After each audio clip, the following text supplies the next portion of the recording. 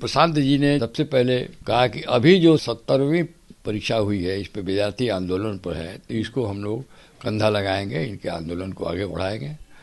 और इनको साथ दिया, उन्होंने साथ बहुत हद तक दिया, अनशन पर बैठ गए और उन्होंने कहा कि तुमको हम न्याय दिला कर रहेंगे, जी तोड़ प्रयास करेंगे। और जब एग्जीक्यूटिव फेल कर गया, कार्यपालिका से कोई न्याय की उम्मीद समाप्त हो गई, तो उन्होंने कहा और विचार रखा कि यदि विद्यार्थी चाहें तो हम लोग न्यायपालिका में उनको ले जाने में भी मदद कर सकते हैं। तो प्रशांत किशोर जी के इच्छा से और उनकी निर्देश से या उनकी जो मंशा है विद्यार्थियों को मदद करने का, इस विचार से मैं और हमारा पूरा ये लीगल टीम मिलके, और इसमें विद्यार्थी लोग आए। सबसे पहले विद्यार्थी हैं पप्पू कुमार जी, जो अभी ये बैठे हुए हैं बगल में, ये पिटिशन नंबर 1 है, और भी पिटिशनर्स हैं। ये इन लोगों ने केस कहा और पॉइंट लाया और अपनी बात रखी और बताई, तो हम लोग को लगा कि नहीं, केस में दम है।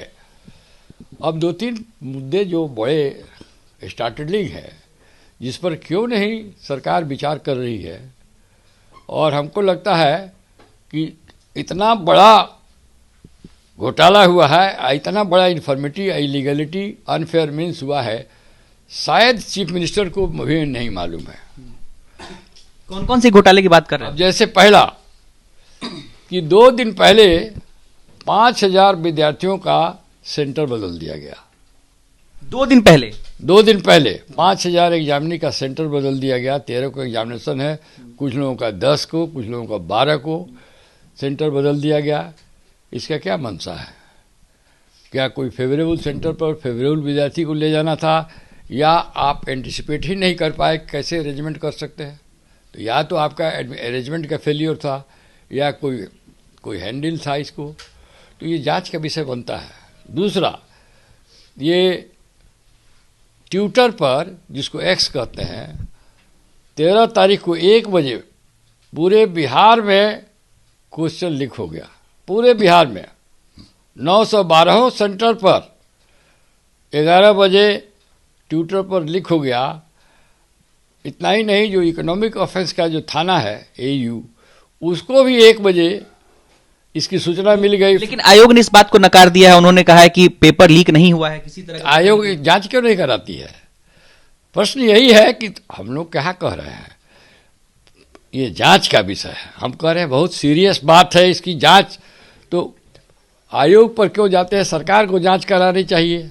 आयोग तो खुद कल्प्रिट है, इन्वॉल्व है, ये आयोग का फेल्यूर है। आपने कहा आयोग इन्वॉल्व है, पेपर लीक में बोल रहे हैं? आयोग अपने आप नहीं इन्वॉल्व होता है। आयोग के पदाधिकारीगण, पदाधिकारी में सब नहीं, कुछ पदाधिकारी हैं, आयोग के पदाधिकारी, आयोग के भी पदाधिकारी, जिस बड़ा आरोप आप लगा रहे हैं। हम आरोप नहीं लगा रहे हैं। AU का कुछ रिपोर्ट आया है अखबार में, उसी को पढ़ के, मेरा कोई पर्सनल इंफॉर्मेशन नहीं है, पेपर में लिख रहा है कि UEO भी कुछ पदाधिकारियों का इन्वॉल्वमेंट पाया है प्राइवेसी। तो EU को भी जांच क्यों नहीं करने दिया जा रहा है? जांच का विषय है, बहुत सीरियस मैटर है। अपना ही SOP इन लोगों ने फॉलो नहीं किया है। 18 सेंटर्स पर तो डायरेक्ट एविडेंस है हम लोग पास, जो हम लोग लिखा है कि जहाँ गड़बड़ी हुई है, जैसे Jamui high school, BS college Danapur, Islamia high school, AN college, ज्ञान स्कूल, ऐसे इन सब कॉलेज में क्या गड़बड़ी पाई गई है? गड़बड़ी पाई गई है कि कहीं बायोमेट्रिक्स ही नहीं लिया गया, कहीं इन्विजिलेटर ही नहीं गया, कहीं 10 मिनट 15 मिनट लेट से एग्जाम शुरू हुआ। और देखिए ना, some official came and turn off दी, अच्छा, SOP के अनुसार हर जगह जैमर लगाना है, तो जैमर नहीं लगा। मैक्सिमम या मोर देन 50% जो एग्जामिनेशन सेंटर है 912 में जैमर नहीं लगा। क्यों नहीं लगा भाई? और विद्यार्थी बहुत से स्टेशनों पर मोबाइल लेके गए अंदर, जैमर नहीं है, मोबाइल लेके गए हैं, क्या समझ सकते हैं इसके पीछे क्या क्या क्या अनफेयर मीन्स, इससे बड़ा क्या हो सकता है? एसओपी के अनुसार है कि जब बंडल ऑफ क्वेश्चन हो तो विद्यार्थी एग्जामिनी के सामने खोला जाएगा। कोई बिरले ही स्टेशन ऐसा है एग्जामिनेशन सेंटर जहां bundle of questions were open in the presence of the examinee. इसके पीछे क्या है? और ऐसा ऐसा प्राइवेसी एविडेंस मिला। अब जैसे बापू सभागार का ही ले लीजिए, तो बापू सभागार में 173 ही सेट ऑफ क्वेश्चंस आया, 100 इन प्लेस ऑफ 192। क्यों हुआ?